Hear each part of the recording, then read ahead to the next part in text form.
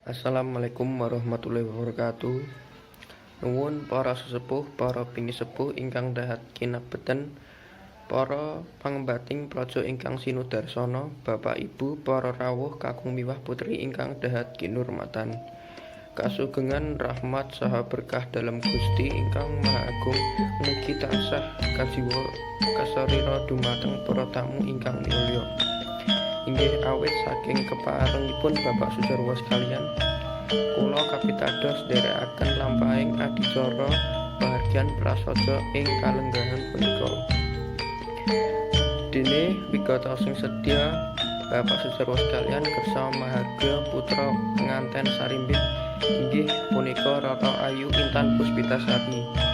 Putrinipun Bapak Sudarwa kalian Ibu Namirah saha Nakmas Bagus Agung Pambudi, putra kakungipun Bapak Sudarno kalian Ibu Astuti ingkang pidalem ing Desa Sumberjo. Awit saking pangestunipun para rawuh sedaya, putri kekalih sampun nindakaken akad nikah kanthi wilujeng.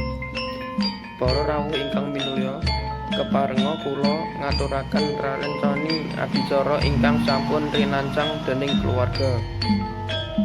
Kaping pertama pambuka, kaping kalih atur pambiyaga harja saking kulawarga, kaping 3 paring sabda saking kulawarga pengantin kakung, kaping sekawan atur pangandikan saking kulawarga pengantin putri, kaping gangsal sabda tama utawi ular-ular, kaping 6 itu penutup. Para rawuh ingkang dahat kinurmatan minangka pambukaning pahargyan menika sumangga kula dherekaken sesarengan maos basmalah.